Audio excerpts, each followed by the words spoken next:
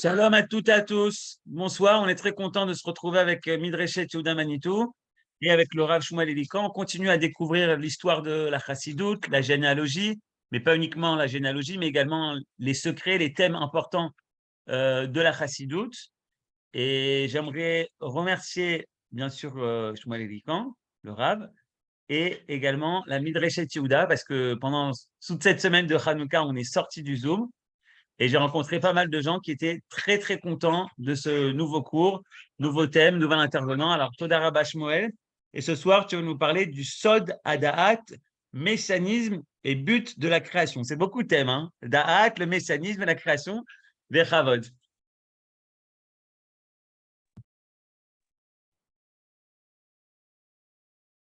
Zeref Tov, en réalité, c'est un seul sujet. C'est-à-dire le concept de Da'at, c'est lui qui est à la base du messianisme et le but de la création. Donc en réalité, c'est une seule chose. Soda Da'at chez le Baal Shem Tov, c'est ça qui est à la base de tout. Là, on va essayer de comprendre ça. Et pour pouvoir comprendre ça, il faut essayer de comprendre le seul texte écrit qu'on a du Baal Shem Tov. Le Baal Shem Tov a écrit une lettre. C'est la seule lettre qu'on a. Et c'est celle qu'on peut voir là, que je vous partage à l'écran. Alors je vais l'agrandir, comme ça on peut la voir. Elle apparaît dans différents endroits, mais finalement c'est une lettre. C'est le seul écrit qu'on a vraiment du Baal Shem Tov, à part son Sidour qui est annoté de ses larmes.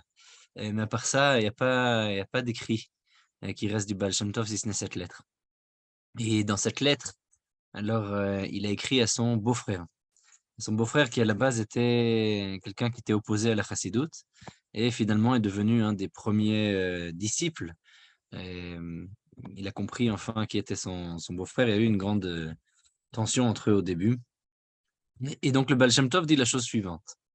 Lichvod ahuvi gisi chavivi ve'ididi kenafshi ulvavi. Alors il s'adresse à son beau-frère. Il lui dit le chassid, le Foursam Batora, etc. Rabbi Avraham Gershon Kitsis. Donc, c'était Rabbi Avraham Gershon Kitsis qui était le gendre, enfin le beau-frère du Baal Shem Tov. Velishto atznoa marat bluma im kol yotzech alatzeem kulam yamdu ala bracha chaim amensela. Donc, une ouverture de lettre classique de la part du Baal Shem Tov envers son beau-frère. Echtov lecha bekitzur gadol. Et le Baal Shem Tov lui raconte une histoire extraordinaire. Il lui dit, je vais t'écrire en résumé, de manière très brève, qui Rosh Hashanah Shnat Taf Kuf Zain. En Rosh Hashanah, j'ai fait une Ashba'at Aliyat Neshama. Alors, de quoi s'agit-il? Il s'agit ici d'un concept que le Baal Shem Tov nous raconte. Il a fait une Ashba'at Aliyat Neshama. Donc, on voit ici que le Baal Shem Tov s'occupe de Kabbalah pratique, comme on a déjà vu dans les précédents cours. Et il dit le Baal Shem Tov à son beau-frère, Kayadou Alecha, c'est-à-dire son beau-frère aussi est un kabbaliste, et il lui dit, tu sais de quoi je parle? Donc il y a un concept ici de Ashba'at Aliyat Neshama. On peut faire jurer son âme et la faire monter. Bon, de quoi exactement il s'agit?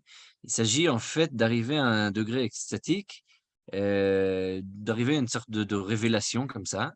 Et il a dit, Veraiti dvarim niflaim bemar'e ma shelo ra'iti adena. J'ai vu là-bas des choses extraordinaires que je n'ai pas vues jusqu'à maintenant. Yom omdi al da'ati, du jour où j'ai réussi à avoir un peu de da'at, avoir un peu de conscience. Il va falloir comprendre quel est ce concept de da'at et en quoi le concept de da'at est si important dans la pensée du Baal Shem Tov. Pourquoi on peut parler en réalité du soda da'at, du mystère. Enfin, le mot mystère, c'est pas un bon mot parce que mystère, il y a cet aspect de mysterium tremendum, il y a cet aspect de mysterion qui est quelque chose de voilé et de pas vraiment réel. Alors qu'ici, le concept de sod, il est quelque peu différent. Le concept de sod, il veut dire arriver à la profondeur de la chose. Donc ici, il y a un concept de da'at. Et ce concept de da'at, il est ici très présent déjà parce que le Baal Shem Tov, il dit, depuis le jour où j'ai eu cette da'at, miyom omdi al da'ati, jusqu'à aujourd'hui, je n'ai pas eu cette prise de conscience-là que j'ai eu maintenant à Rosh Hashanah, lorsque j'ai fait cette ashba'at aliyat neshama, j'ai eu cette extase.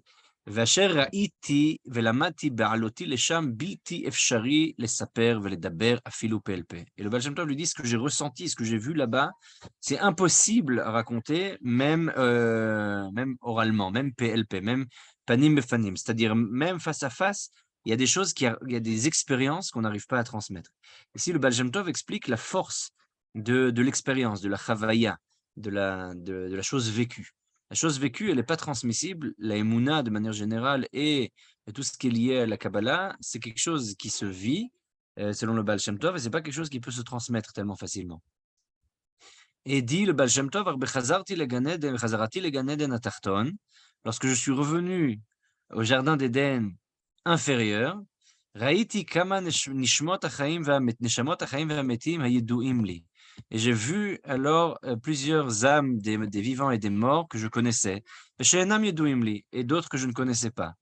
בלי שיעור ומספר, sans mesure et nombre, ברצו ושוב, c'est-à-dire ils allaient et venaient, comme les anges qui sont החיות רצו ושוב, לעלות מעולם לעולם דרך העמוד הידוע ליודעכן, qui montent d'un monde à l'autre par le Hamoud, par la colonne qui est connue de ceux qui connaissent le Chen, donc c'est la grâce, mais c'est également le Chokhmat Nistar, la sagesse voilée, c'est-à-dire la Kabbalah, Besimcha Rabba Vegdola, par grande joie, par une grande joie, Asher Yal'e appelle les saper, Ichabed Ozen Agashmi Lishmoa, qu'il est difficile pour la bouche de raconter et l'oreille matérielle a de la peine à entendre cette expérience spirituelle.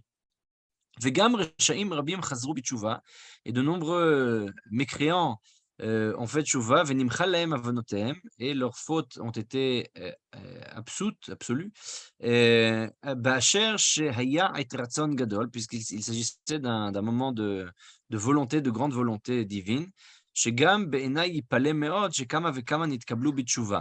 Même à mes yeux, dit le Baal Shem Tov, il y avait quelque chose d'extraordinaire dans le fait que beaucoup d'entre eux ont été, leur tchouva, leur repentance, leur repentir a été accepté.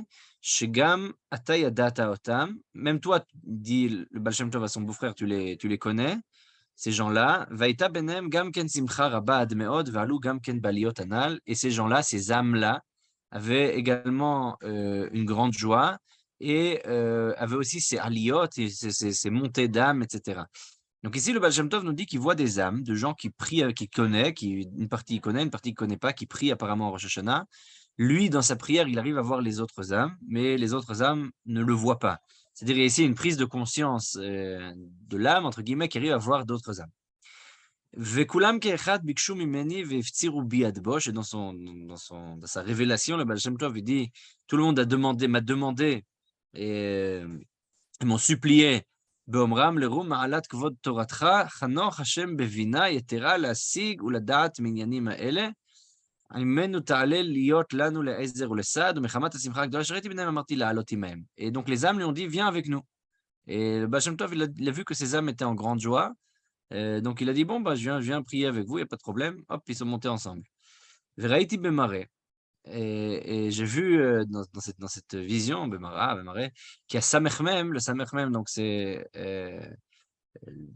la force du mal, un mauvais ange, עלה לקטרג בשמחה גדולה, il est venu dire des choses mauvaises avec grande joie, Asher lo hayta kmota, c'est-à-dire que le Malach HaMavet, le Satan, Samech Mem, il a aussi dit avec grande joie des choses difficiles contre le peuple d'Israël. Ufal pe'ulotav gzerot shmad al kama nefashot she'yargu bemitot meshunot. Et à ce moment-là, il a tout fait pour que certaines âmes vont mourir après Rosh Hashanah avec des mitot meshunot, avec une mort assez particulière. ואחזתני פלצות ומסרתי ממש נפשי. Le Baal Shem Tov, il dit, moi j'ai eu peur lorsque j'ai vu cela, et j'ai vraiment fait une messirut nefesh, j'ai vraiment donné mon âme pour cela. וביקשתי ממורי ורבי שלי שילך עמי. Et dit le Baal Shem Tov, j'ai demandé à mon maître de venir avec moi. Qui était le maître du Baal Shem Tov? Est-ce que vous savez? Qui était le maître du Baal Shem Tov? Alors Baal Shem Tov nous raconte qu'il a appris de Achia Ashiloni. C'est-à-dire son maître, c'était un maître spirituel, Achia Ashiloni, on peut retrouver dans le Tanakh, un personnage biblique, et c'est de lui qu'il a appris. Il a appris avec un personnage biblique, c'est-à-dire il a eu une étude mystique avec un maître mystique qui était une âme d'un personnage biblique, et Baal Shem Tov nous dit que c'est avec lui qu'il a appris. Alors, il y a toutes sortes de de réflexion au sein des chercheurs qui font des recherches sur le Baal Shem Tov, de quoi il s'agit quand il parle de Achia Shiloni. Est-ce que ça veut dire qu'il a vraiment eu un maître spirituel, c'est-à-dire comme une sorte de Maguide comme ça, qui était Achia Shiloni, ou alors est-ce que c'était quelqu'un qui lui a enseigné la Torah et cette personne voulait garder son anonymat et il a pris le pseudonyme de Achia Shiloni? C'est ce que certains soutiennent, comme par exemple euh, le professeur Moshe Hidel, il soutient qu'il y avait un monsieur, un homme qui avait appris, je sais pas, chez des gens qui avaient connu aussi le bouddhisme ou je sais pas quoi, et il y avait toutes sortes d'influences kabbalistiques de toutes sortes de spiritualités différentes, et que cet homme, le Baal Shem Tov l'appelait Achia Shiloni, mais en réalité, c'était un homme bien réel qui vivait dans les Carpates à cette époque-là. Bon, mais c'est une thèse qui est difficile d'avancer, puisqu'on voit nulle part de rencontre que le Baal Shem Tov ait pu faire avec quelqu'un. Et on voit que le Baal Shem Tov, parfois, va s'esseler dans certains endroits, mais même quand il va s'esseler, alors on a des témoignages qu'il était vraiment seul, c'est-à-dire il y a des gens qui l'ont suivi, etc. Il était vraiment seul, il a rencontré personne. Donc c'est très difficile de dire qu'il y avait quelqu'un qui s'appelait comme ça, et toutes ces thèses-là sont difficiles à soutenir. Quoi qu'il en soit, le Baal Shem Tov dit qu'il a demandé à son maître, donc Achia Shiloni, de venir avec lui. Euh, il a dit parce que c'était une grande sakana, c'était un grand danger de monter dans les mondes supérieurs. Ki miyom omdi al daati lo aliti baliot gedolot kamou. Parce que du jour où omdi al daati, où je me tiens sur mon daat, je me tiens sur ma conscience, c'est-à-dire à partir du moment où j'ai eu une certaine sagesse, alors je n'ai jamais eu ce degré de révélation, ce degré d'élévation spirituelle comme j'en ai eu ici. Ve'aliti madriga achar madriga, dit le Baal Shem Tov à son beau-frère, et j'ai grimpé étage après étage, degré après degré, ad shenichnasti le'echal Mashiach, jusqu'à ce que je puisse entrer dans le echal, dans euh, le echal, c'est-à-dire vraiment l'ola, on pourrait dire, voilà, l'ola du Mashiach. ששם לומד משיח תורה עם כל התנאים והצדיקים, וגם עם 7 רועים. Ils ont une salle qui s'appelle la salle Mashiach. Dans cette salle-là, le Mashiach étudie la Torah avec tous les Tanaïm, donc les maîtres de la Mishnah, et les tzadikim, et les justes, les pieux, vegam im shiva roim, avec les sept maîtres, les sept dirigeants spirituels du peuple d'Israël. Il s'agit bien entendu d'Avraham, Yitzhak et Yaakov, David, Moshe, Shlomo, etc. C'est-à-dire, on a ici, donc, comme les 7 Ushpizin, on a les sept dirigeants, les 7 bergers d'Israël. ושם ראיתי שמחה גדולה עד מאוד, ואיני יודע לשמחה זו מה היא עושה. Donc ici, le Baal Shem Tov, il reprend un verset de Kohelet, dans lequel il dit, j'ai vu là-bas une grande joie, j'ai pas compris cette joie, c'est qu'elle faisait ici. והייתי סבור שהשמחה הזאת, חס ושלום, על פטירתי מהעולם הזה. Le Baal Shem Tov s'est dit peut-être qu'ils sont si contents là, parce que moi je vais arriver, je vais étudier avec eux, donc ça veut dire qu'en fait je suis mort. והודיעו לי אחר כך שאיני נפטר עדיין. Et on m'a dit, dit le Baal Shem Tov, quand il était là-bas, dans le monde des âmes, qu'il n'est pas encore mort. Parce qu'il y a un grand plaisir dans les mondes supérieurs lorsque le Baal Shem Tov fait des yichudim, c'est-à-dire c'est ce qu'on appelle le yichud, donc c'est un travail que les kabbalistes font, c'est-à-dire avoir une kavana particulière à un moment particulier, et Aliede Torotem Akdoshot. Donc on voit ici que le Baal Shem Tov il utilisait la Torah des Tanaïm, des Tzadikim et de Mashiach pour pouvoir faire ces Yichudim, puisque c'est eux qui sont là-bas et qui étudient. Donc en fait, le Baal Shem Tov utilisait la méthode du Harizal, qui est une méthode qu'on peut retrouver dans le Shar Akdusha au 4e portique du Rav Chaim Vital, disciple du Harizal, qui dit que le Harizal, il est arrivé à toutes ses conclusions, à toutes ses pensées, à toutes ses réflexions en faisant de la méditation sur la Mishnah. C'est-à-dire le Harizal prenait les Mishnayot, les récitait en pleine conscience. Ça veut dire il se mettait dans un état de conscience méditatif et il répétait les Mishnayot 101 fois. Et le Rav Chaim Vital explique que c'est ça la différence entre quiconque étudie 100 fois ou 101 fois.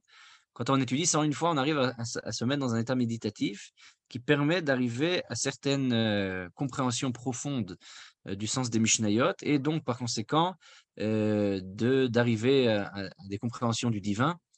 Et donc on voit que le Baal Shem Tov faisait donc aussi ses yichudim par les Torot, par les enseignements sacrés donc des 7 maîtres du judaïsme, donc les Avot, et Moshe, et David, etc. et aussi par la Torah des Tanaïm et des Tzadikim. Aval Maout Asimcha eni yodea ad hayom hazeh. Mais dit le Baal Shem Tov, l'essence de la joie qu'il y avait là-bas dans le monde des âmes, jusqu'à aujourd'hui, je ne sais pas de quoi il s'agissait. Le Shalti et Pi Mashiach, et le Baal Shem Tov a posé la question au Messie. Et Matai Ka'atemar, excusez-moi monsieur, quand est-ce que vous venez? On vous attend quand même depuis un certain temps. Et Matai Ka'atemar, quand est-ce que tu vas venir? Et Matai Ka'atemar. Ve'eshivli, et le Mashiach a répondu au Baal Shem Tov lorsque il avait cette aliyat neshama, Bezot teda. En cela, tu vas savoir. Be'et she'itparsem limudecha ba'olam. Au moment où ton étude, ta manière de réfléchir va se publier dans le monde, ve'yafutsu mayonotecha chutza.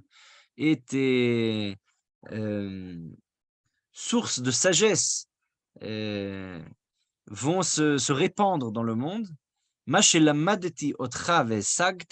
que moi, le Mashiach, je t'ai enseigné à toi, le Baal Shem Tov, et que tu as compris. Et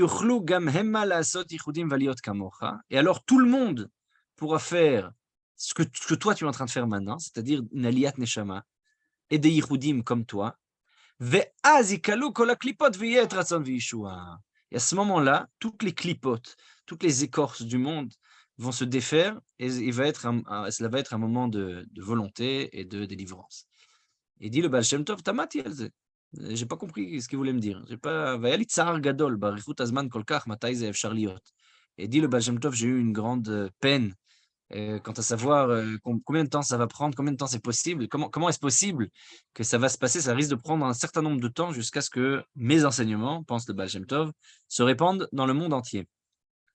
Donc ici, on voit, on va continuer la lettre dans quelques secondes, mais je vais juste faire le point sur ce qu'on a vu ici. On a vu ici que le Baal Shem Tov a cette rencontre avec le Mashiach, et le Mashiach lui dit que pour pouvoir se dévoiler, il faut qu'il enseigne ce que lui-même a appris dans le monde des Neshamot, c'est-à-dire dans le monde des âmes, et c'est en fait le fait d'avoir une certaine conscience du monde. Donc en fait, on voit ici déjà que le messianisme, selon le Baal Shem Tov, c'est pas comme c'est écrit dans le Rambam, par exemple, dans Maïmonide, dans le Yad HaChazaka. Le Rambam définit le messianisme, le Mashiach, comme un politicien juste, qui sera un descendant de David, qui sera accepté par la majorité du peuple, voire tout le peuple, qui sera un tzaddik, qui sera quelqu'un de pieux, et qui amènera la paix dans le Moyen-Orient, notamment, et surtout dans le monde, grâce à ça, et qui construira le Beth Amikdash. Ça, c'est la preuve que c'est le Messie, dit le Rambam. Le Rambam est très pragmatique dans sa vision du messianique.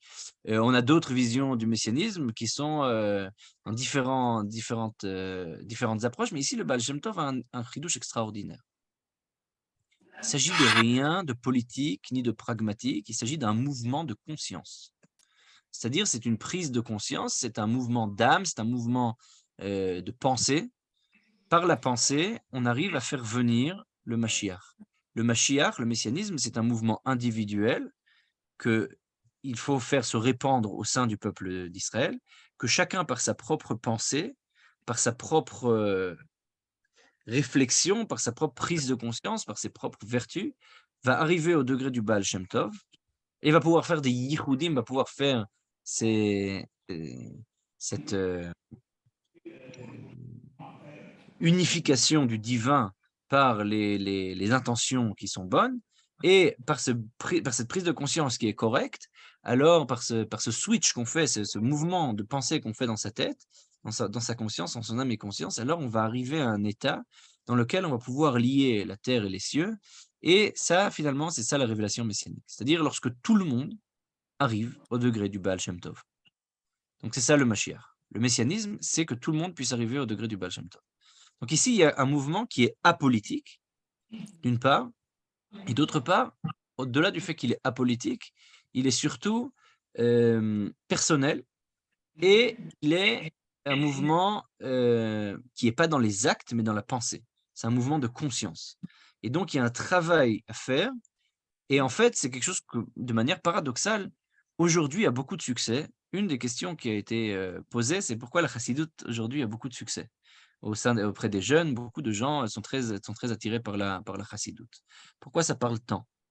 Une des réponses qui a été proposée, notamment par le Rav Chagar dans un de ses livres, est la réponse suivante, c'est que finalement, il y a dans la chassidoute cette approche qui est très New Age, qui est très après 68, etc., que si on fait le mouvement dans la pensée, alors ça va se réaliser dans le réel. C'est-à-dire d'abord, il faut faire un mouvement intérieur, et si le travail est fait à l'intérieur, alors ça va se concrétiser sans effort. Donc il y a cette vision-là, cette manière de comprendre le monde-là, qui est très présente chez le Baal Shem Tov, et ça s'appelle Sod Adat.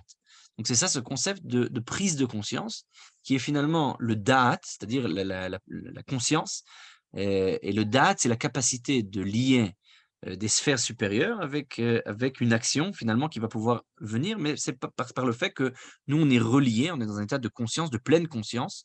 On a ce qu'on appelle en anglais mindfulness, en hébreu, ils ont traduit ça par kashivut. Euh, donc en français, généralement, le terme qui est utilisé par le psychiatre Christophe André, c'est la pleine conscience. Mais en fait, c'est cette idée-là d'être vraiment présent, connecté, ressentir tout. Et ça, c'est ce que le Baal Shem Tov appelle la capacité de vraiment être dans un moment, dans le moment présent de manière totale.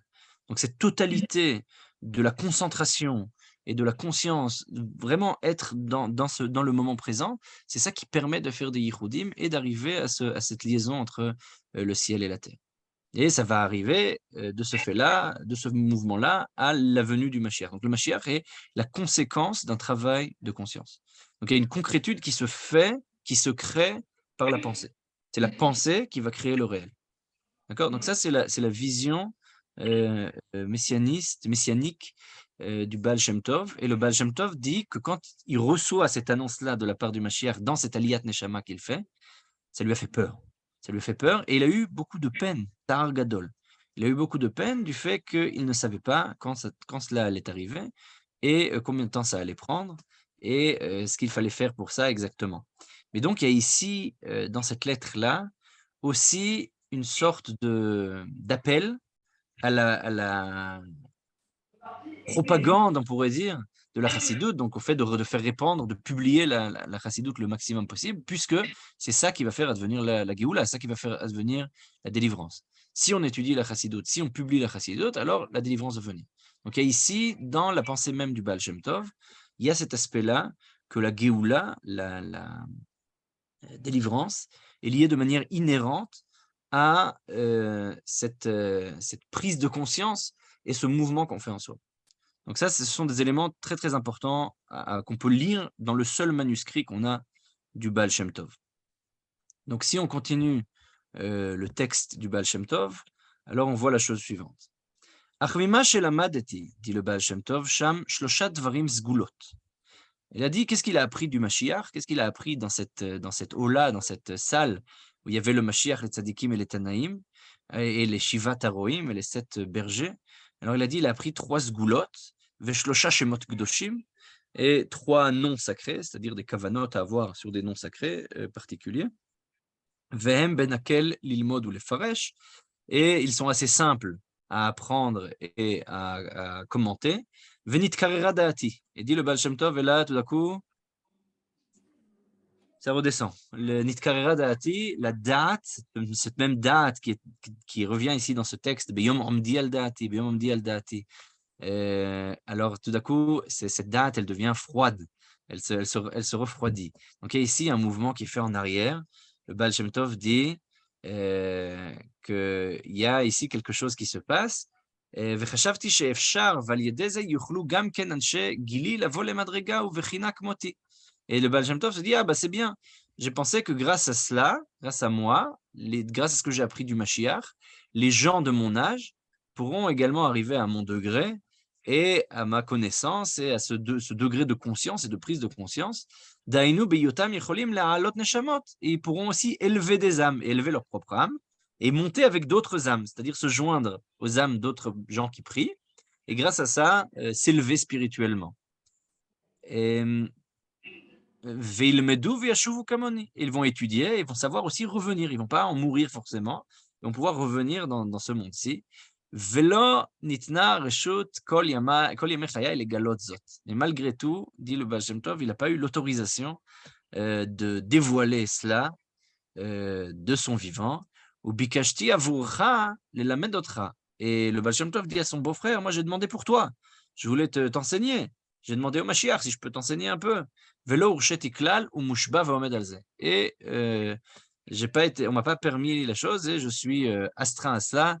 Et donc j'ai dû faire la promesse de cela. Alors la question qui se pose ici, parmi toutes les personnes qui ont lu cette lettre, est la suivante. Je vous avais déjà montré dans un des derniers cours où le Baal Shem Tov il dit à son petit-fils, Rabbi Ephraim de Sadiklov, le Degel Machne Ephraim, une histoire similaire, où il raconte comment son âme elle est montée à Rosh Hashanah, il a prié avec des gens, etc. Et à la fin, il lui dit avec un grand sourire et un clin d'œil, alors elle t'a plu mon histoire, elle est sympa, hein.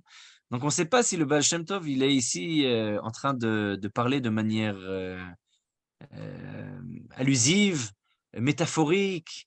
Est-ce qu'il fait ici référence à des concepts kabbalistiques qui ramènent sous forme d'histoire, puisque le Baal Shem Tov, une de ses grandes spécialités, c'était de voiler des concepts kabbalistiques sous forme d'histoire, et ensuite ça va être repris notamment par son arrière-petit-fils, Rabbi Nachman de Breslev, dans ses Sipurei Maasiyot. Et donc on voit que les histoires, elles sont un moyen, un véhicule, un vaisseau pour transmettre des idées profondes et sans que ça réveille automatiquement les antagonismes qu'on a dans la pensée. Dès qu'on raconte des idées, alors automatiquement, on a des formes, on a des choses préconçues, ce que Lévinas appelait la totalité, c'est-à-dire on a comme une armoire avec des médicaments, on sait exactement, comme le pharmacien, il sait exactement même s'il a un médicament inconnu qui vient devant lui, il saura exactement dans quel tiroir le mettre en fonction de la forme du médicament, de son usage, etc., etc. Donc on a des formes de pensée qui sont des boîtes de pensée qui sont déjà prêtes, et très souvent on a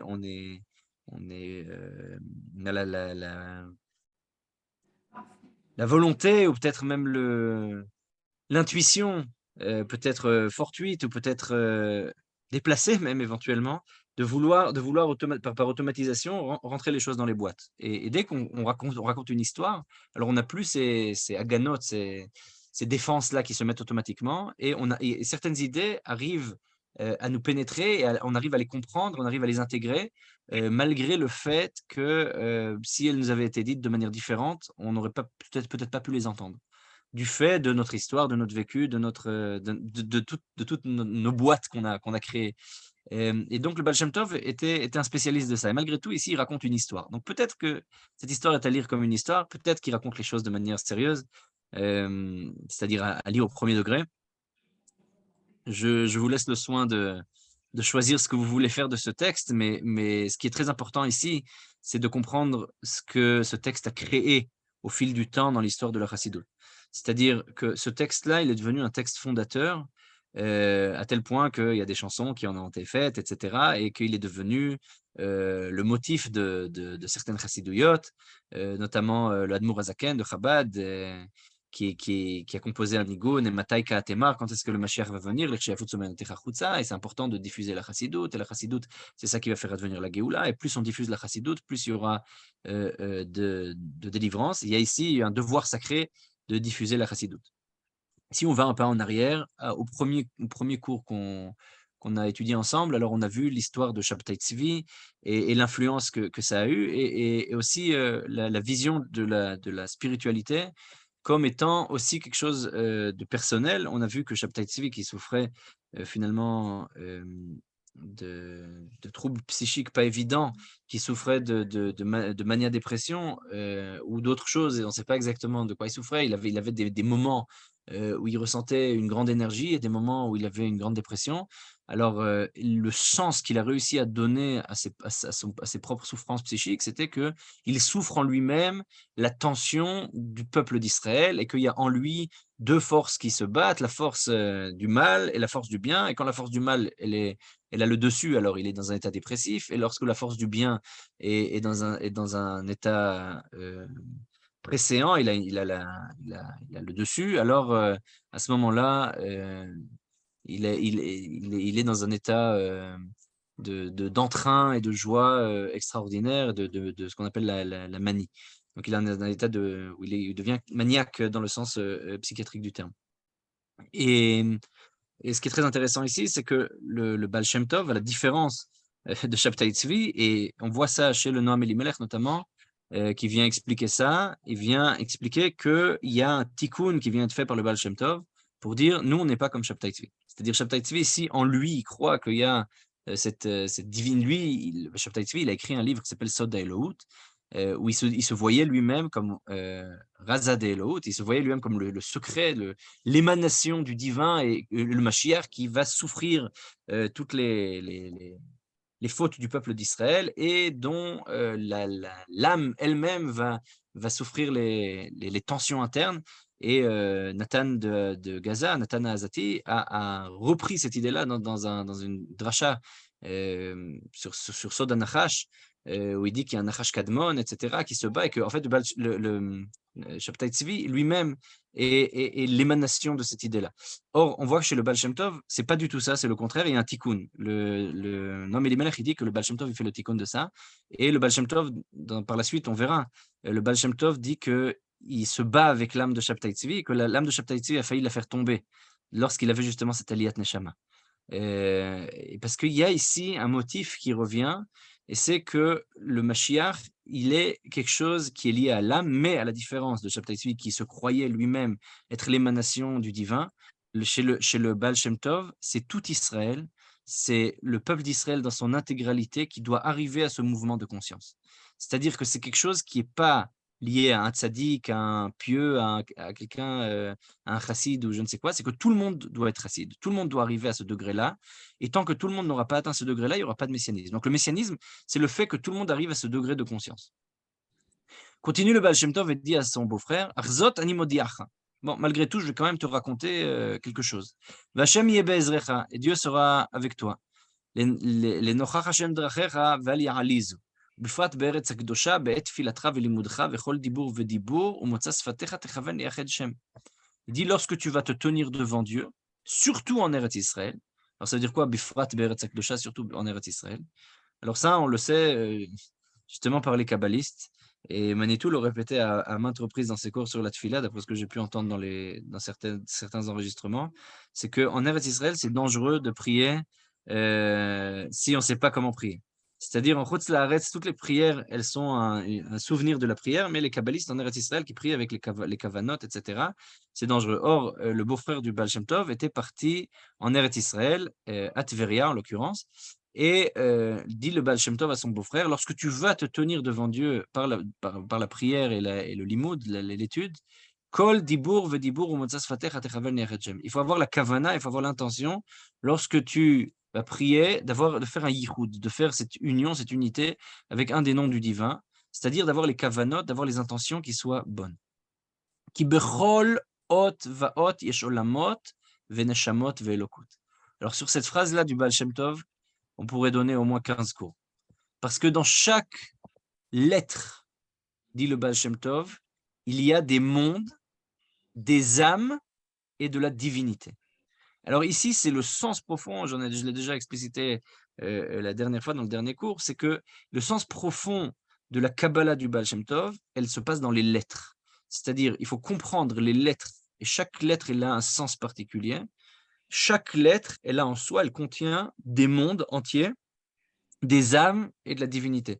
C'est-à-dire que les lettres, elles sont porteuses de sens, et que le texte, en tant que parole, pas en tant que texte écrit. Donc ici, il s'agit de lettres dites et non pas de lettres écrites. C'est une des grandes différences qu'on peut retrouver notamment avec d'autres kabbalistes qui vont donner préséance à la lettre écrite. Chez le Baal Shem Tov, c'est la lettre dite. Donc il y a l'oralité de la parole qui est importante et c'est dans la conscience. Tout se passe dans la conscience. Donc il faut visualiser les lettres. Pour le Baal Shem Tov, lorsqu'on prie, il faut visualiser les lettres et comprendre les lettres, transformer le nega en oneg, transformer la plaie en jouissance et justement transformer les lettres, bouger les lettres de telle sorte qu'on va comprendre leur intériorité. C'est-à-dire les lettres qui sont le véhicule de la pensée et du divin. Alors finalement, ces lettres-là, elles vont laisser ressortir, elles vont laisser faire sortir une lumière qui leur est intime et qui représente finalement des âmes et qui représente même quasiment de la divinité. Et ces lettres, ces kavanotes, ces intentions qu'on met dans les lettres vont monter et se lier les uns aux autres et vont créer un yichud, ils vont créer une unité, une union. Et ce yichud-là, אחר כך מתקשרים ומתייחדים האותיות ונעשים תיבה. Les lettres, donc les intentions qui sont dans les lettres vont se lier à la lettre. Les lettres vont se lier entre elles pour créer un mot, ce qu'on appelle teiva.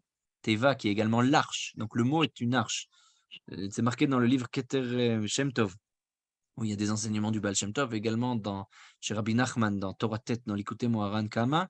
Cette même idée-là que Tsoar Taaseh la Teiva, il faut faire une ouverture pour la Teiva. Noach, elle reçoit l'ordre d'ouvrir la Teiva. Alors, nous dit le Baal Shem Tov, c'est-à-dire il faut faire une lumière dans nos mots. Le Teiva dont on parle, c'est pas simplement l'arche de Noé, c'est l'arche de nos paroles. Nos paroles sont des arches. D'accord? Donc il y a cette idée-là ici que ce qu'on dit finalement, c'est le véhicule notre parole est véhicule de divinité finalement, elle est véhicule de l'âme, elle est véhicule de monde entier. Donc il y a dans la parole quelque chose qui est comme un arche, et le Zohar dit à propos de l'arche de Noach que c'est comme une yeshiva, que c'est comme un endroit où il y a toute la Torah qui est condensée. Et le Zohar, même dans le Tikkun Zohar, il figure cette idée-là qu'on retrouve dans différents endroits, et que le Gaon de Vilna, notamment, par exemple, euh, de laquelle il parle beaucoup, cette idée-là que Noach, ça aurait pu être le moment où on aurait reçu la Torah. Noach aurait été voué à donner la Torah. Or, chez le Baal Shem Tov, justement, cette idée ne figure pas. Toute l'idée de Noach, elle est là comme pour dire il y a une libération de la parole. C'est-à-dire il faut que l'arche, la parole, elle soit une arche qui libère, qui ouvre, qui illumine, ce soit une parole qui donne, qui permette aux autres de parler, qui permette à chacun de dévoiler le divin par lui-même.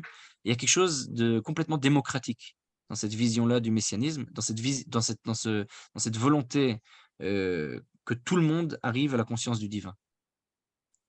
Et dit le Baal Shem Tov, alors il faut commencer par les bonnes kavanot, les bonnes intentions. Ensuite, ces intentions vont se lier aux lettres. Les lettres vont se lier entre elles et vont créer un mot. Et ensuite, ce mot, il va se lier Yichud Amiti Baelout, avec le divin. De manière, il y a une union qui se crée entre la parole et le divin.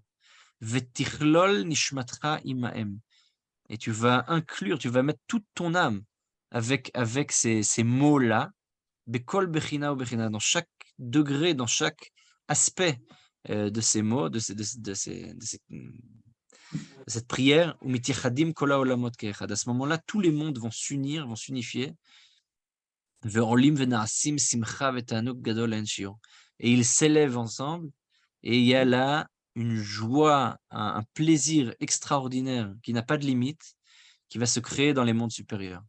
Be'avincha besimchat chatan ve'kala be'katnut ve'gashmiut ve'kol sheken be'ma'ala elyona kazot. Il dit, quand tu vas comprendre ça, tu vas comprendre la joie d'un khatan et d'une kala. Ça, c'est be'katnut ve'gashmiut.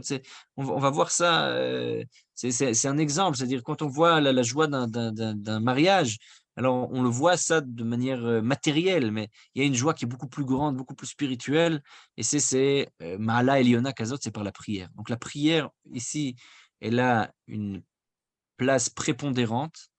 Ubevadai Hashem yeh be'ezrecha, dit le Baal Shem Tov à son beau-frère, Dieu va t'aider. Uvechol asher tifne tatzliach vetaskil, ten lachacham v'yachkam od. Donc le Baal Shem Tov dit à son beau-frère que pour pouvoir être un chassid, il faut qu'il fasse des yichudim et il faut qu'il prie comme un chassid. Donc ici, dans cette lettre, on a deux aspects très importants de l'idée de la chassidoute. Le premier aspect, qui est un aspect fondamental dans le Soda Da'at, c'est le fait d'avoir les bonnes kavanot, les bonnes intentions, et il faut que tout le cœur y soit, et que c'est un mouvement de conscience, un mouvement individuel, démocratique. Tout le monde doit arriver à là, et le Mashiach va se dévoiler, la Géoula va arriver, la délivrance va arriver à partir du moment où tout le monde va faire ce mouvement-là, il va pouvoir lier les cieux à la terre. Alors du coup, on va pouvoir voir dans le monde réel son aspect spirituel. Donc ça, c'est cet aspect-là de Géoula selon la Chassidoute. Et le deuxième aspect, c'est que ça passe par la prière. Donc on a ici vraiment ces deux choses qui vont séparer, par exemple, la Chassidoute des Lituaniens qui vont dire non, il faut d'abord avant tout étudier. La prière a une place différente, et les Yichudim, ils se font de eux-mêmes, il n'y a pas besoin forcément de les faire. Je pense notamment à un responsable du Nodab Yehuda, du Rav Yecheskel Lando, qui est ensuite repris par d'autres, qui, notamment pour s'opposer aux franquistes et à d'autres néo-sabbatéen va écrire que on comprend rien à la Kabbalah, et ceux qui comprennent, ils disent pas ce qu'il faut faire, et ceux qui disent qu'il faut faire, c'est qu'ils y comprennent rien, et que de toutes les façons, si on n'a pas les intentions, ça va se faire tout seul, et si on a les intentions, peut-être qu'on risque de faire les mauvaises choses. Donc autant tout simplement prier le texte qui est marqué, et pas essayer de faire des choses qu'il faut pas faire. Et c'est des idées qu'on retrouve ensuite dans les yeshivot à Moussar, etc., donc dans le mouvement du Moussar, qui est imprégné de cette idée-là des mitnagdim. Or, cette idée ici que la chassidoute, elle développe, que le Baal Shem Tov, déjà la base de la chassidoute, il développe, c'est que la chassidoute, elle est basée sur deux piliers, donc l'intention, le cœur, la conscience, et l'expression de cela, c'est la prière. La prière qui est le moyen d'arriver à une sorte d'extase et de travailler cette prise de conscience-là et de lier le ciel et la terre. Le Baal Shem Tov dit: «Vechen titpalel avouri», et tu vas prier pour moi bekavana azot, avec cette intention-là. She'ezke leistaper ben achalat Hashem bachaim, pour que moi je puisse me joindre au royaume d'Hachem, à Nachalat Hashem, donc à l'héritage de Dieu, bachaim, de mon vivant. Et donc bon, après il continue et il raconte, et ici, il y a différentes versions aussi de la suite de la lettre, puisqu'au fil du temps, elle a été recopiée. Donc, on a ici différentes versions. Dans la version manuscrite, il y a quelques passages effacés, ce qui a laissé à d'autres l'occasion d'ajouter ici toutes sortes de choses. Mais finalement, il dit, le Baal Shem Tov, que il y a toutes sortes de choses qui font que il y a des luttes aussi dans les mondes spirituels contre le mal. Et à la suite de cette lettre, il raconte encore une autre Aliyat Neshama qu'il a eue en Rosh Hashanah Shnat Tav Kuf Yud.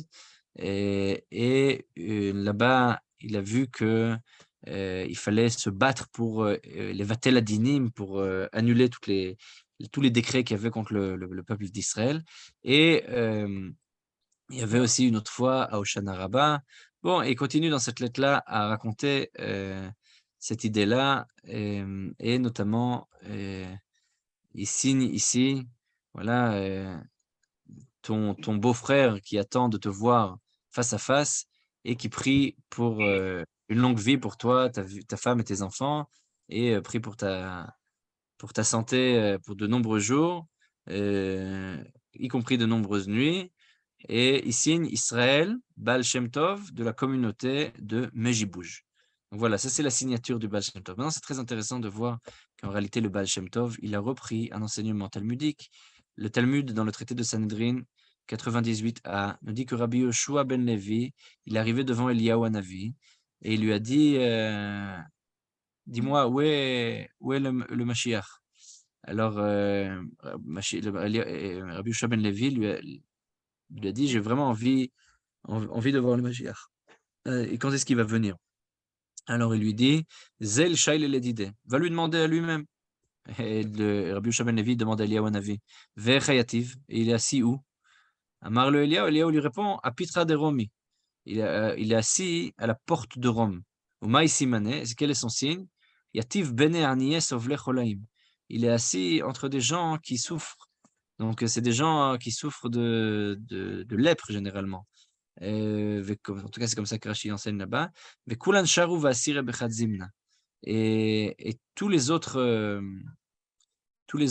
pauvres qui sont là-bas à l'entrée de la ville, alors ils sont tout le temps en train de changer leur pansement, et ils se lient les uns aux autres. Iu shar echad ve'asir echad. Mais lui, le Mashiach, chaque fois, il change un seul pansement. C'est-à-dire, il enlève un et il lit un. Et il fait pas tout en même temps. Il change pas tous ses pansements. Dit Rabbi Yoshua ben Levi, Dilma mi ba'ina de lo yakev. Il dit Rabbi Yoshua ben Levi, il faut que peut-être qu'on va l'attendre. Alors il faut pas que je me retarde. Azal Legabe, il est parti vers lui. Amarle Shalom Alecha Rabbi Mori. Il a vu le Mashiach donc dans la porte de Rome avec tous les lépreux et il lui a dit bonjour à toi. Et lui a répondu Shalom Alecha Bar Livai. Bienvenue à toi Bar Livai. Et il lui a dit Lehemat Atemar. Et quand est-ce que tu vas venir? Amarle Hayom. Il lui a dit aujourd'hui. Alors Rabbi Yehoshua ben Levi était très content, il retourne chez Eliyahu et Eliyahu lui demande: «Qu'est-ce qu'il t'a dit?» Alors il dit: «Shalom alecha bar Livai». Il m'a dit: «Bienvenue à toi bar Livai». Amar le Evtachecha lecha ve'le'avuch le'alma da'ateh. Ça veut dire que le Mashiach, il t'a promis ici à toi et à ton père, c'est-à-dire à toute ta famille, le monde futur. Amar le Shakur et kasha karbi. Et Rabbi Yehoshua ben Levi, il dit: «Le Mashiach, il m'a menti. De'amar li hayom atina ve'lo ata». Il a dit qu'il allait venir aujourd'hui, il n'est pas venu. Amar le Achi amar lecha hayom im bekol tishma'u. Dit Eliyahu Hanavi à Rabbi Yehoshua ben Levi, non, il t'a dit aujourd'hui si vous écoutez sa voix. Mais finalement, sa voix, il faut l'entendre, c'est-à-dire il faut faire sa volonté. Et donc le Baal Shem Tov nous raconte une histoire similaire à l'histoire de la Gemara, sauf que c'est plus la porte des lépreux, mais c'est une porte spirituelle, un Echal HaMashiach, c'est un Ola, c'est une salle, une Ola dans laquelle le Mashiach étudie. Et à part le fait qu'il a dit qu'il allait venir, le Mashiach dit pas il va venir Ayom, il va dire je vais venir aujourd'hui, non pas si tu écoutes la voix de Dieu, mais si tu écoutes ma voix à moi, au Mashiach, où je t'ai enseigné la chassidoute. Donc il y a ici une reprise d'un enseignement talmudique que le Baal Shem Tov reprend à sa manière, et il nous raconte ici une histoire qui est quelque peu différente. Cette même histoire-là, on la retrouve, c'est ce concept de Mashiach, on la retrouve dans tous les enseignements des premières générations de la chassidoute, donc chez Rabbi Menachem de Tchernobyl, donc c'est la troisième génération, mais on retrouve aussi cette même idée que chacun du peuple d'Israël doit devenir Chelek Mashiach, préparer l'aspect du Mashiach qui est Shayach le Chelek Nishmato, qui est lié à son âme. Donc chacun, il a un aspect du divin, du messianisme, qui peut faire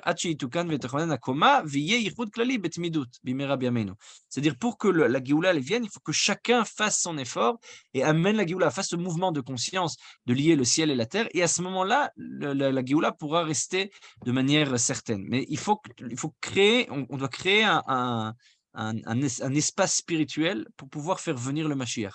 Et ensuite, il y aura l'aspect politique qui va se faire de lui-même. Mais c'est un mouvement d'abord de conscience, dit le Baal Shem Tov, et c'est un mouvement de conscience qui est continu jusqu'à ce que ça se fasse jusqu'au bout. Et dans le Toldot Yaakov Yosef, le Rav Yosef de Polna, qui était donc le disciple du Baal Shem Tov, il dit sur Parashat Vaera, Shamati b'shem morim, ashenemar lo mishamayim ta'am yichur biat Mashiach, she'en ma'arichin be'ahava rabba, sod neshikin shekodem azivugin, kedei לעורר תאוותה שתזריע תחילה ותלד זכר שהוא רחמים ודברי פי חכמכם. Il dit le Toldot Yaakov Yosef que l'idée même de pourquoi le Mashiach ne vient pas, c'est parce qu'on n'a pas assez d'amour. C'est-à-dire, on comprend pas le concept de Avaraba, on comprend pas ce concept de Sodat Darat. Le concept de Dat, le concept de conscience du divin, il est à l'amour. Et c'est Sod Neshikin chez Kodem Azivug. Il dit, c'est le fait de proximité qu'il peut avoir entre un homme et sa femme, avant d'être ensemble, il y a une proximité qui se crée pour créer une volonté, pour créer un désir. Et cette proximité-là, dit le Toldot Yaakov Yosef, c'est ça qui doit faire venir le Mashiach. C'est-à-dire, il y a un désir qui doit se créer. Ce désir-là, c'est un désir d'amour, c'est un désir de Avaraba, c'est un désir de volonté, de dévoilement du divin. Et finalement, ce qui dit le Toldot Yaakov Yosef, c'est que c'est le mouvement de conscience du Baal Shem Tov, c'est un mouvement de volonté et de présence du divin. Cet même enseignement, on le retrouve dans beaucoup d'enseignements de la Chassidoute. Chez Reb Shneor Zalman de Liadi, l'Admor Hazaken, dans l'Écoute Torah sur Parashat Balak, qui dit que Avarabaz et les Malamitam Vedat, c'est au-delà de la conscience. C'est ça, et finalement, c'est là le Sodadat, c'est de lier cet Avaraba avec cet Ahavat Olam, c'est-à-dire cet amour extraordinaire, cet amour grand, avec un amour qui saura rester. Donc, c'est cette volonté d'aller vers l'au-delà, cette volonté de se lier à l'infini, de lier le ciel et la terre, et finalement de pouvoir faire redescendre des choses concrètes, d'un état de conscience concret avec le divin dans le réel. On retrouve ça aussi chez un disciple de Rabbi Levi de Berditchev, donc Rabbi Levi de Berditchev qui est un disciple de Maguid de Mezrich, et donc Rabbi Aaron de Jitomir. Rabbi Aaron de Jitomir, dans son livre Toldot Aaron, sur Parashat Vayeshev, il dit la chose suivante. Il dit que Moshe Adam midabek labore, kach midabek kivyachol Adam ani ledodi, vaz vedodili. De la même manière que l'homme, il a ce rapport avec le divin, alors plus l'homme va vouloir avoir cette volonté de dévoilement divin, plus le dévoilement divin va advenir. C'est-à-dire, il faut réveiller une volonté. Ici, une volonté, il y a une histoire de désir, une histoire de ce que Freud appellera plus tard le concept de Eros. Il faut réveiller en nous ce désir profond de dévoilement, et c'est seulement ça, Ismach Hashem b'ma'asav, que alors va se dévoiler Nidgalet Taranu Gaboré. Az nitgale malchut haboré. Lorsque le plaisir, la jouissance divine, entre guillemets, avec 15 guillemets, va pouvoir se dévoiler, alors la royauté divine va pouvoir se dévoiler. Donc la Géoula, qui est le dévoilement de la royauté divine, et son dévoilement aussi politique, c'est une conséquence d'un travail spirituel qui est fait d'abord, et ce travail spirituel, il est un travail intérieur. Et ce travail intérieur, c'est un travail de désir, c'est un travail de conscience où il faut d'abord réveiller en soi la volonté de vraiment être proche du divin. Est-ce qu'on veut vraiment être proche du divin? Est-ce qu'on veut vraiment dévoiler le divin? Est-ce que c'est ça qu'on veut? Dit le Baal Shem Tov, il faut que chacun puisse vouloir ça du plus profond de son âme et prier de cette manière-là et avoir les bonnes intentions pour que le Mashiach puisse venir. Et dans son livre Ben Porat Yosef, le Rav Yaakov Yosef Polna, donc le disciple du Baal Shem Tov, il dit Katavti b'makom acher, j'ai dit ailleurs au nom de mon maître, qui me psarir zeloa, je vais dévoiler le divin de mon corps, c'est ce que dit Yov, Kmo bezivuga gashmi, c'est comme dans un rapport intime. Et nomolid ki im ameshamesh ba'evar chai v'cheshek v'simcha. La manière de pouvoir engendrer, c'est uniquement s'il y a une vitalité, un désir, une volonté ardente, de la joie. S'il n'y a pas ces éléments-là, car bezivuga ruchani, ou ad-dibour betorah ou betfila.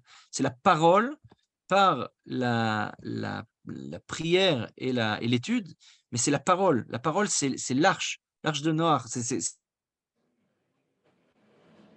cette teiva qui va créer les choses. Donc, il y a ici une comparaison entre l'intimité, proximité qu'il peut y avoir conjugale, qu'il peut y avoir dans un couple, avec la parole elle-même. La parole, elle a quelque chose, elle est capable d'ensemencer des choses, elle est capable de créer, c'est une parole créatrice. Il y a ici un concept de zivug, il y a un concept d'unité, d'union, qui se fait par la parole, et c'est ça qui dit le Baal Shem Tov. C'est-à-dire que pour pouvoir créer, entre guillemets, comme j'ai dit avec 15 guillemets, du plaisir à Dieu, alors il faut pouvoir avoir, il faut se rendre compte que notre prière, notre parole, elle est comme une intimité qu'on pourrait avoir au divin, et toute parole, toute, toute prière, il faut la voir de cette manière-là. Et donc notre but, c'est de faire Nachat Ruach l'Hashem Yitbarach, c'est-à-dire de pouvoir faire retomber le Ruach, l'esprit du divin dans le monde, l'Anchitoto, c'est-à-dire vraiment le faire arriver, le faire atterrir. Et donc, il dit, à ce moment-là, on arrive nous-mêmes aussi à ressentir une joie énorme. Il y a une joie de Dieu et une joie qui nous est propre. Metikut varevut vataanuk vatorah bavatot Hashem. Et le but, c'est d'arriver justement à ce plaisir. Donc, il y a une recherche du plaisir, une recherche du plaisir du divin, et de nous donner un sens à notre vie, au commandement, à la Torah, au mitzvot, justement par ce soda da'at, par cette prise de conscience, et c'est le fait d'être lié et d'être en pleine conscience avec ce qu'on fait, d'être en totale adéquation avec ce qu'on dit et être complètement concentré dans les mots qui sortent de notre bouche. Et donc finalement, la parole, l'étude, elle est un dévoilement, elle est comme une intimité qu'on aurait avec le divin, et donc il faut avoir chaque fois la bonne intention dans chaque mot et faire attention à chaque mot qu'on dit. Et à ce moment-là, on arrivera au degré du Baal Shem Tov, et donc le Mashiach pourra venir. Cette même idée-là, on la retrouve encore dans beaucoup d'autres endroits sous différentes formes. Notamment le Toldot Yaakov Yosef, il dit que Beder Pnimi, dans Parashat Vayeshev, il dit Der Pnimi nirali, al der shekatavti beshem mori biur pasuk kol asher timtza yadecha lasot bekochacha aseh, tout ce que tu peux faire de ta propre force, fais-le. Ki ksheoseh ma'aseh gashmi, ou mekashro im ha'marshava, parce que lorsqu'on fait une action physique et qu'on la lie avec notre pensée, les ma'ala bedat ha'elion, par justement ce da'at, donc cette prise de conscience qui est supérieure, na'asa yichud kucha brichu shrinte. À ce moment-là, il y a un yichud, il y a une union qui se fait entre la shrina, entre la présence divine et la volonté divine telle qu'elle est dévoilée. Venoda ki malchut mekanen ba'asiya venikra Yehuda. Donc on a ici la malchut, la royauté qui est dans son nid et qui est en train de se dévoiler dans le monde de l'action, dans le monde de la faction, du Olam HaAsiya, et ça s'appelle Yehuda. Donc le concept même de Yehudi, dit le Toldot Yaakov Yosef, au nom du Baal Shem Tov, c'est le fait d'être dans l'action et de lier cette action avec la sagesse supérieure. Ve'olam ha'marshava ve'ada'at, et le monde de la marshava, le monde de la pensée et du da'at, s'appelle Yosef. Comme je l'ai écrit dans mon Kontra Sacharon, au nom de mon maître, le Baal Shem Tov, qui Mashiach ou Sod Adat ou Sod Techia. Parce que le Mashiach, c'est justement cette idée profonde du Da'at, veusod techia. C'est l'idée même de la renaissance. Le Mashiach, c'est la capacité de renaître, d'être dans un état de totale concentration et d'être en totale adéquation avec ce qu'on fait. Et c'est le monde de la pensée. Et ça, c'est Yosef. Donc, on a Mashiach ben Yosef et Mashiach ben David. Mashiach ben Yosef, c'est dans le monde de la pensée. Et Mashiach ben David, c'est lorsque cette pensée va pouvoir se réaliser, se lier à l'action et va arriver à un degré politique. Donc, c'est ce qu'il dit ici, le Toldot Yaakov Yosef sur Parashat Vayeshev, qu'on a justement ces deux aspects et que le Baal Shem Tov se voit lui-même d'une certaine manière comme le Shaliach, comme l'envoyé du Mashiach pour approcher cette idée-là de Mashiach ben Yosef. Alors, quand est-ce que tu vas venir? Lorsque toi, toute ta pensée et toute cette idée-là qu'il faut unir la vision du divin à l'action pour arriver à Mashiach ben David, cette idée-là qui s'appelle Yehuda, où il y a un Gilouï de la Malchut, une émanation, un dévoilement du royaume divin. Alors pour ça, il faut d'abord faire ce yichud, cette union entre la parole et l'esprit, entre nos intentions et les mots qui sortent de notre bouche, et ensuite va pouvoir se créer. Donc il y a d'abord un travail de conscience à faire.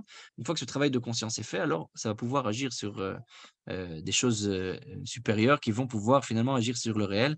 Et là, il y a une action à faire. Et ces actions, alors, il faudra qu'elles soient liées à notre pensée. Donc, il y a ici vraiment deux aspects qui sont les deux aspects de la Géoula, Mashiach ben Yosef et Mashiach ben David. Et le Toldot Yaakov Yosef, dans un autre de ses livres, donc ce même disciple du Baal Shem Tov, le Rav Yosef, Yaakov Yosef Polnauer, il dit qu'il y a Shichecha ici bat galut. Vazechira shu al yedei adat b'frinat Moshe ou Géoula. Parce que l'idée même de Galout, l'idée même d'exil, elle est liée à l'oubli. L'oubli, c'est la cause de la galoute. Et le fait de se rappeler, le fait de comprendre, le fait d'être présent et d'être en pleine conscience, alors ça s'appelle da'at, ça s'appelle ce mot-là de da'at, donc de compréhension. Et ça, c'est la prina de Moshe, c'est la prina de Géoula, c'est le fait de vraiment pouvoir dévoiler le divin par la parole, par la prière, par la Torah et par nos pensées. Donc on a ici vraiment cette idée-là. Le Rav Netanel Lederberg, qui est Rosh Yeshiva à Carmiel, il a un livre qui s'appelle Sod HaDa'at, dans lequel il dit la chose suivante. Il dit Sod HaDa'at me'afsher et riyat kol ha'naaseh ki'trachashut me'et HaKadosh Baruch Hu. Uvekach ma'anik lo et erko ve'shayechuto le'achdut. Le concept de Sod HaDa'at, c'est en fait de voir que tout ce qui se fait dans le monde, c'est un dévoilement du divin. Et donc, par conséquent, on arrive à voir au-delà du réel, et on arrive à voir comme chaque élément, finalement, il est lié à l'unité divine, comme c'est marqué au nom du Baal Shem Tov, Shamati Memori, donc c'est le Degel Machen Ephraim qui dit ça, donc son petit-fils, le Rav Ephraim de Sadiklov, qui dit Shamati Memori, j'ai entendu de mon maître, donc son grand-père, Pahamachat, une fois, qui da, le mot da, sache, savoir, ou le shon yichud, c'est un terme d'unité, d'unification. Kmo ve Adam yada et travaille shto. Adam su, a connu sa femme, Chava. Le fait de connaître, de savoir, ça veut dire avoir une union, avoir une intimité, se lier, se rapprocher. Omnam ka'et shamati mimeno bekitso, mais dit le Degel Machen Ephraim, maintenant j'ai entendu de lui, donc de Baal Shem Tov, de manière brève, qu'il a dit la chose suivante, qui tachlit hayedia, le but de la sagesse, le but de ce da'at, le but de la compréhension, le but de la conscience, le but de la geoula. Sheyeda, shekol meorotav. Il faut savoir que tout ce qui nous arrive, tout ce qu'on subit, tous les événements que l'on vit, bifrat, de manière individuelle, de manière particulière, vekol haolam bichlal, et le monde entier de manière générale, akol mimeno itbarach, tout est de Dieu. Vedivre pichacham chen, agam shu amok amok. Et dit le Degel Machen Ephraim, c'est une idée très profonde, mais il faut comprendre cette idée-là. Donc ici, le Baal Shem Tov nous dit, le Rav Netanel Lederberg, il utilise le terme de tachlit hayedia, le but de la connaissance. Mais on a cette fameuse phrase de Rabbi Yedia de Béziers, à Pnini, Bédarchi, qui disait que Tachlit Hayedia chez l'Oneda, le but de la sagesse, de la conscience, le but de la philosophie, c'est qu'on ne sache pas. Donc, ce que disait Platon, je sais que je ne sais pas, je sais que je suis ignorant, et donc par conséquent, je peux arriver à la maïotique et créer des idées. Ici, le Baal Shem Tov, il dit non. Là, il y a une humilité face à l'unité, et en fait, il y a un travail de dvekut, il y a un travail de proximité avec le divin qui est personnel. Il faut s'annihiler face au divin, et c'est ce travail-là de conscience et de concentration qu'il faut faire, qui va nous permettre finalement d'arriver à cette conscience du divin. Bon, j'ai ramené encore ici beaucoup de sources sur le sujet, mais je pense qu'on va arrêter là. J'espère que l'idée a pu être comprise et, et assez claire. Et, si vous avez des, euh, des questions, alors vous êtes les bienvenus. Ouais, moi, Moi aussi, j'ai une question. Oui, Nili, Ouais. Chazak ou Baruch Shmuel, et Nili Vichavod. ouais, dans tout ce que vous avez dit, on commence par le date, et grâce à ça, on arrive aux politiques. De nos jours, c'est le contraire qui se passe. Et ce que j'ai toujours appris, j'étais un peu confuse, vous avez dit à la fin, c'est-à-dire qu'on dit toujours que le Bachir Ben Yosef, c'est celui qui arrange les choses matérielles, etc., jusqu'à ce qu'on arrive au Mashiach Ben David, où là se révélera le Mashiach, etc. Et là, il me semble que vous avez dit le contraire, que le Mashiach Ben Yosef, c'est la pensée, le Mashiach Ben David, c'est l'action. Et moi, j'ai toujours cru comprendre que c'était l'inverse. Il y a toutes sortes, il y a toutes sortes d'approches, vous avez raison. L'approche du Baal Shem Tov, c'est que Mashiach Ben Yosef, il est dans la pensée. C'est le tikkun du Da'at. Alors que Mashiach Ben David, il est Gilou Yamalchut, c'est-à-dire l'émanation de la royauté qui se fait par l'action politique. David est un homme politique, alors que Yosef en tout cas, c'est la vision qu'en a le Baal Shem Tov. C'est un homme qui est surtout dans la pensée. Il rappelle tout le temps Elohim, Elohim, Elohim. D'accord? Il ramène tout le temps le terme Elohim. Donc, selon la considération, c'est pas seulement le Baal Shem Tov. Ce sont différentes approches du concept même de messianisme. Ce que vous avez évoqué, c'est tout à fait. C'est comme ça que Manitou le présente, par exemple. C'est vrai. Mais il y a d'autres approches, notamment le Baal Shem Tov ici, qui comprend effectivement que le concept de Mashiach Ben Yosef, il est en pensée. C'est un travail à faire en pensée, un travail individuel, un travail d'annihilation face au divin et de liaison, d'unité, d'unification des mondes pour pouvoir arriver à cette idée-là, justement, de dévoilement par Mashiach Ben David. Alors, qu'est-ce qu'il aurait pensé le Baal Shem Tov devant ce qui se passe de nos jours en Israël?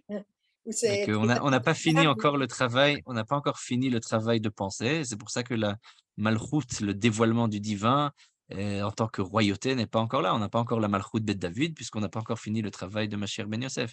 Il y a par exemple ici en Israël un Rav, il y a deux rabbanim. Le Rav Stavetsky qui a ouvert un endroit qui s'appelle Bet Abal Shem Tov et un autre qui s'appelle le Rav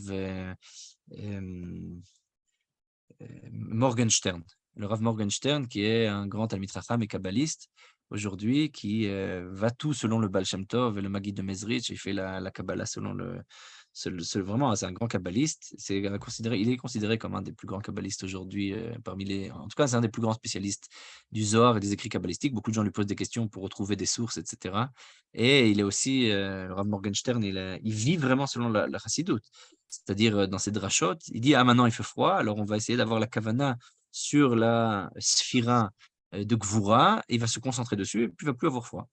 Et il vit la Kabbalah selon la Chassidut, et lui, il dit ça. Il dit, on est en Eretz Israël, c'est très bien, c'est très important, c'est le début, mais maintenant, il faut continuer à travailler sur la conscience pour pouvoir faire arriver Malchut Bet David. On a d'autres rabbanim qui disent la même chose encore. Le Rav Ginsburg, le Rav Yitzhak Ginsburg, chez Chabad, et qui dit aussi cette même idée-là. C'est-à-dire, ils sont tous avec cette école-là du Baal Shem Tov, qui dit cette même idée. Mashiach Ben Yosef, c'est la conscience. Mashiach Ben David, c'est l'action. Mashiach Ben David, c'est cette action qui est liée à la conscience. Mais il faut d'abord construire l'étage de la conscience qui va pouvoir faire parvenir. Et bon, ça va tout le temps ensemble, comme ça, échelon par échelon. C'est cette idée-là, voilà. Est-ce que je peux une question, s'il vous plaît, s'il te plaît? Daniel Boer. D'abord, Charcoach. Tout ce qui a été dit par toi maintenant me rappelle profondément tout ce que j'ai entendu chez Chabad un peu partout là où je les ai entendus, dire et c'est ce qu'ils font de fait.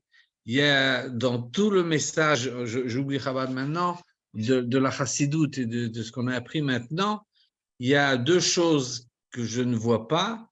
Un, c'est Klal Israël, que je ne vois pas rappelé pour le moment, je ne l'ai pas entendu, et Eretz Israël, Merkaziuto, qui n'apparaissent pas. Alors, je sais bien qu'il a vécu une époque où Eretz Israël, c'était pas vraiment ce qui se passait, c'était pas très réalisable. Klal Israël, ça me dérange pas moins parce que on voit הדבקות של האדם, של החסיד, באלוקות ודברים מאוד מאוד נשגבים, איפה כלל ישראל? On l'oublie. Ce C'est pas sont qu'on deux l'oublie, ce sont deux Khalila, très mais bonnes questions. Ce oui, sont deux alors très voilà. bonnes questions. Deux très bonnes questions. Et la réponse, en fait, est assez simple, puisque le Baal Shem Tov le dit lui-même, et ça a été développé notamment par Rav Menachem Mendel de Vitebsk, après ça, qui est parti en Eretz Israël avec un certain nombre de Talmidim du Baal Shem Tov. Le Baal Shem Tov, il dit dans cette lettre, ou Bifrat be'Eretz Israël, c'est-à-dire en particulier en Eretz Israël, la tefila est différente. C'est-à-dire la capacité de faire ces yichoudim-là est beaucoup plus forte en Eretz Israël qu'en Chutz La'aretz.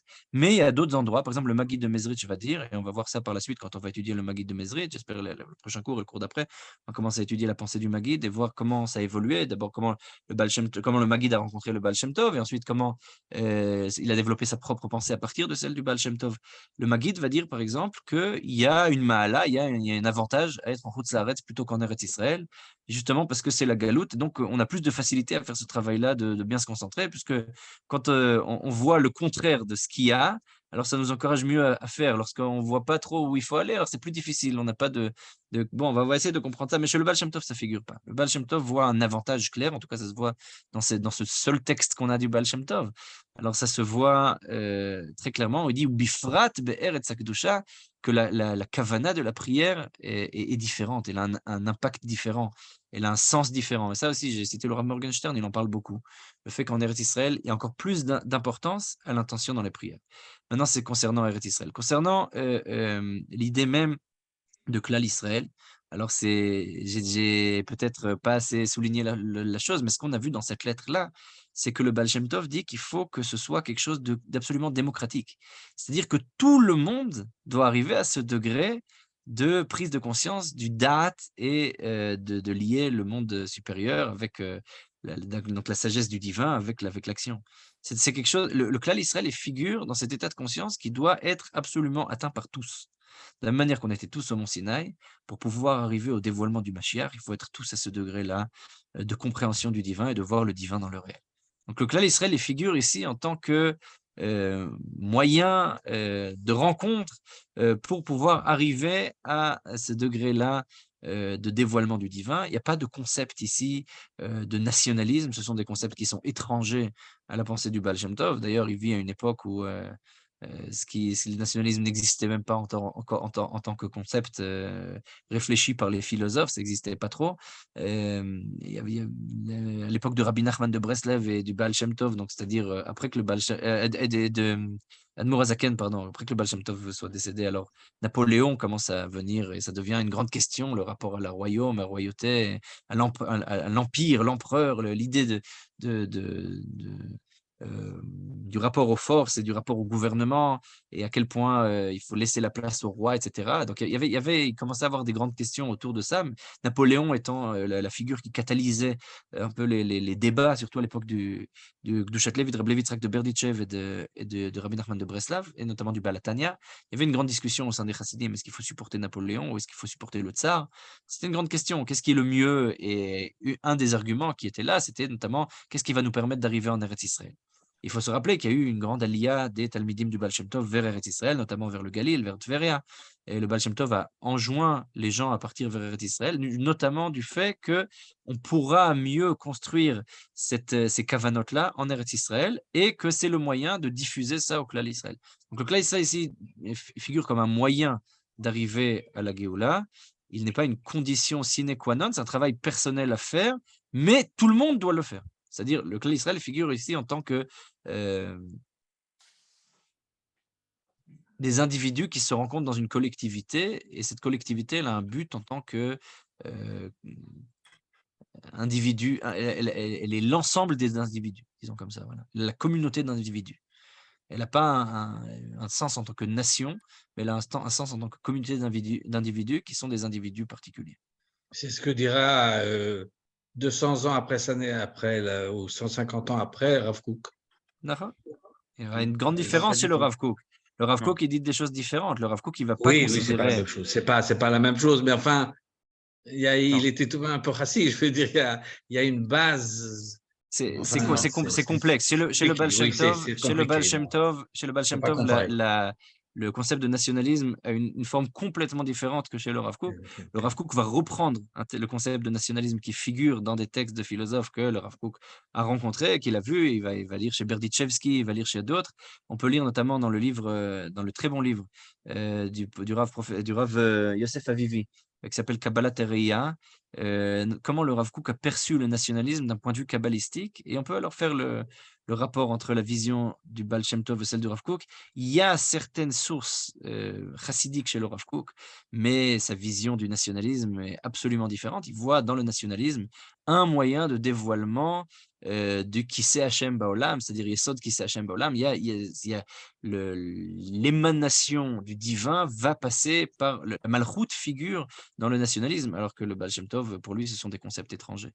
C'est-à-dire il n'y a pas de possibilité de penser la chose de cette manière-là. תודה רבה. תודה רבה.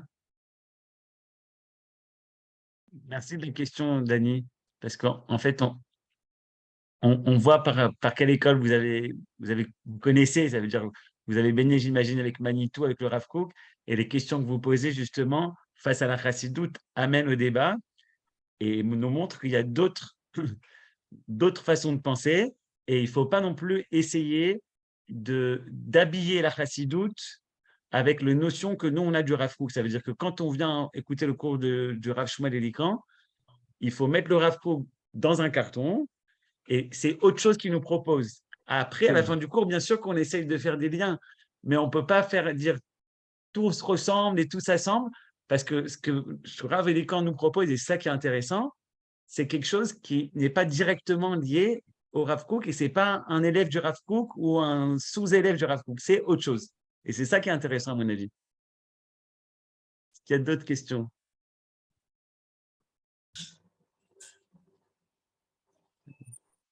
Oui, Michel? Je dis que c'est ce que tu as dit, c'est vraiment intéressant, c'est autre chose. Ouais. Il faut être ouvert. Il faut être ouvert à être ouvert à un nouveau système. Pour ceux qui n'ont pas étudié la chassidoute, c'est un nouveau système, à mon avis. Shmuel, si tu veux réagir. Ouais, Baruch Hashem, il y a eu beaucoup de, il y a eu beaucoup de mouvements de pensée qui ont été développés pendant la galoute. Et notamment du fait qu'on n'avait pas de névoie, on n'avait pas de prophétie. Quand il y avait une prophétie, alors c'était simple, on allait écouter le prophète, il nous disait une chose, on écoutait et puis c'était tout. Et à partir du moment où il n'y a plus de prophétie, alors il y a eu la possibilité pour différents courants, différentes approches, de tenter de se rapprocher du divin et de vouloir trouver des moyens de se rapprocher de Kadosh Baruch Hu. Et chacun a essayé par sa voix. Le Baal Shem Tov se voit lui-même comme réparateur de Shabtai Tzvi, qui a fait des choses terribles dans toute l'Europe et qui a amené le judaïsme dans un état catastrophique où il y avait un désastre spirituel et beaucoup de gens se sentaient mis à côté, mis à part. Et finalement, le Baal Shem Tov a amené une solution à des gens qui cherchaient un rapport au divin et ils n'étaient pas capables d'étudier comme des gens qui étudiaient dans la ville, des gens qui étaient loin et qui étaient dans la seule éducation juive étaient liés aux shochet qui venaient une fois toutes les 2 semaines, une fois tous les mois pour couper leur viande et le Baal Shem Tov leur a proposé une approche au divin et finalement de pouvoir aussi aller rechercher cette proximité, cette extase, ce rapport par la prière, par l'intention, par l'intentionnalité et finalement en leur donnant un sens à leur vie, un sens à leur judaïsme, en disant: «Tout ce que vous faites finalement, c'est vous qui pouvez amener maintenant la délivrance, vous êtes très important» et le fait de donner de la place à chaque individu, à dire: «Vous êtes important, vous avez un rôle» et pas simplement en tant que communauté, mais aussi en tant qu'individu, membre d'une communauté et chaque individu a sa place, ça a donné tout d'un coup un sens différent aux choses et ça a permis, à énormément de juifs de pouvoir se relier, se raccrocher, revenir à la tradition, hem bon, finalement, je reprendrai cette blague de Manitou qui disait que le féminin de chassid, c'est chassida. Ça veut dire, le féminin du chassid, du pieux, c'est la cigogne, d'accord? Elle est capable, elle regarde seulement dans une seule direction, elle se tient il y a cette idée-là que si on n'a pas l'entièreté de la chassidoute et son sens et son but et comprendre sa place, alors bon, on peut devenir chassid choté, on peut devenir facilement quelqu'un qui est pieux mais sans sagesse. Et alors on est loin de ce sodadat, on est loin de cet état de conscience nécessaire. Et alors là, bon, c'est du folklore. C'est pas de ça qu'on parle. On parle ici de vraiment d'une volonté de se rapprocher du divin. Et il y a différents moyens de se rapprocher du divin. Déjà, le Shla Kadosh, il nous enseigne, Rav Horovitz, que de la même manière qu'il y avait 12 tribus, alors il y avait 12 portiques dans le ciel qui correspondent à 12 Nusachim, et chacun il a son approche au divin, et ces différentes approches, elles sont légitimes.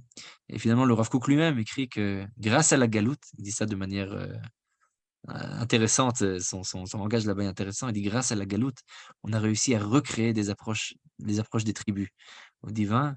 Et mon ami le Rav Oz Bluman, il a écrit un livre qui s'appelle Sha'arim Lavodat Elokim, dans lequel il essaye de montrer comment chaque tribu correspond à un mouvement de pensée. Donc, il y a le Ben Ishra, il y a le Maharal, il y a la Chassidoute, Rabbi Nachman, d'accord. Chacune des tribus correspond à un mouvement de pensée qui s'est créé au fil des générations. Et finalement, la Chassidoute, bon, là, ce qu'on essaye de voir, c'est vraiment l'histoire de la Chassidoute, comment les idées se sont développées, la généalogie des idées, mais c'est vraiment ici de voir que l'idée de base qu'on peut retrouver dans beaucoup d'endroits de la Chassidoute, finalement, bien comprendre qu'est-ce qui est le Baal Shem Tov, qu'est-ce qui n'est pas le Baal Shem Tov, qu'est-ce qui est un ajout tardif, quelle est la pensée de chacun.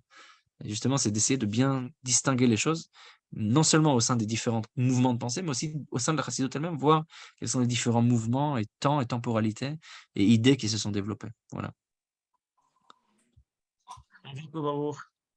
Toda Rabbi Shmuel.